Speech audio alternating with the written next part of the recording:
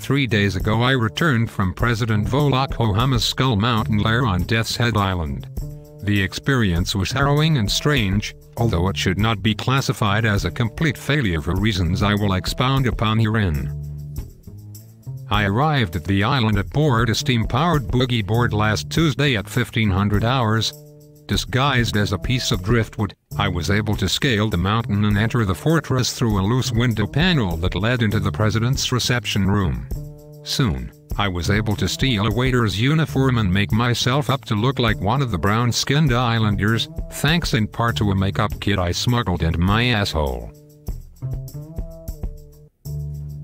I was completely undetected during the preparation of dinner, and I was even able to slip a crushed cyanide pill into the president's hot cup of postum. However, as the dinner service began, I started to perspire, and my blackface disguise was ruined before I had a chance to poison my target. It was at this point that I was abducted by 2 burly black men in tight-fitting vinyl uniforms to a secret chamber area beneath the reception room. I was beaten about the head and face for a solid 5 minutes, and lost consciousness quickly thereafter. I woke up some time later strapped down to a cold steel table. I quickly realized that I had been stripped of all my clothing, and as the cool air conditioning blew down from the ventilator shaft, I was also shocked to find that my genitals, balls, and asshole were completely shorn. The president's henchmen had shaved me, and they had done a good job of it at that. Who knew what torture awaited me now? I lay on the table for what seemed like hours, mulling over how I would ever mount an escape in such a dire situation. Suddenly, the chamber door slowly creaked open, and standing behind it was one of my captors, now wearing a different sort of outfit, though equally as unique and striking as the prior one, this one featuring knee-high boots, a leather jerkin, and a studded collar. He trudged toward the cold steel table, my naked loins trembling with each successive footstep. He carried with him what looked to be a set of simple wires and a hand-wired conductor, along with a large roll of tape. With the stealth movements of a jaguar on the tundra, my dark-skinned captor boy sleekly taped the ends of the wires to my now quivering nipples. He held the conductor in his hand, the other hand ready, with one finger extended, to press the button on the face of the simple machine. He waited, though, and I lay as still as a quarry, terrified of its hunter. The tension became so unbearable, the shock of this new and strange situation so palpable, that my penis began to grow erect in spite of my best efforts to avoid such a display. Upon seeing my once flaccid member now standing on end, my captor, with the speed of lightning, hit the conductor and sent a wave of thrilling electricity through my entire body. If this method of torture was meant to dissuade me from becoming erect, it had the opposite effect, for the sudden and unanticipated surge of electricity only heightened my senses, thus intensifying my already bountiful penis.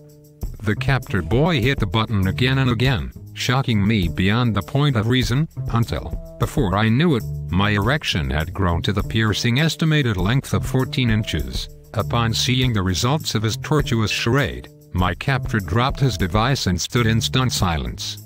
I closed my eyes, unsure of what to expect next, quite positive that any additional unanticipated shock would surely give leave to my senses. I was just about to lose my faculties, when suddenly I felt the warm, rough-hewn hands of a native upon my genitals. Could it be? Why yes, it must be. He was jacking me off. I lay strapped to that table in a state of almost suspended animation as the man-child continually jacked and jacked, as though he were threshing wheat for a soon approaching autumn harvest. My throat releasing involuntary groans of pure awe, my shaven pubis and rectum began to perspire. My head, turning to and fro, my feet kicking left and right. Still, my captor continued jacking me off. Finally, once my dickie could take no more, I was able to channel a seminal discharge to repel my tormentor. However, once he saw the frothy, pearl-like release from the tip of my rubbed raw genitalia, he drew in for an even closer inspection. The anticipation, ladies and gentlemen, I cannot even begin to express. What end had the brute in mind for me now, and how would I compensate? Before I even had time to process this entire thought, the door swung open and the other captor approached the table, while his partner forced my quivering sticky prick into his mouth. Oh, what a feeling descended upon me, as the second captor dropped his vinyl pants, planted his scrotum square on my temperate forehead and promptly ejaculated right into my eyes. What I remember next was waking up in a chartered car just outside my neighborhood. My head felt as though it were in some type of vice. I was wearing what appeared to be a custom-tailored suit, one which I had never seen before. My eyes would later confirm it, but I could tell that my entire stomach, pubis, and inner thigh area were covered in a craggy, crimson rash that was emitting a purulent discharge of a sickly nature. My asshole burned as though it had been probed by a molten lightning rod, and my dicky dick was undoubtedly scabrous to the point of infection. I needed to see a doctor at once, but how would I explain my mutilated body without revealing what had happened? Finally, I came across a handwritten card in the breast pocket of the suit. It read simply, "Enchanté." I could only assume that this card had been written and placed by the Duke of Deception himself, President Barack Obama. Now I had a sample of his handwriting and a possible set of fingerprints on the jackal. This mission was perhaps the strangest I have ever been assigned to. But ladies and gentlemen, do not underestimate the measures a man is willing to go for the grand old flaggy.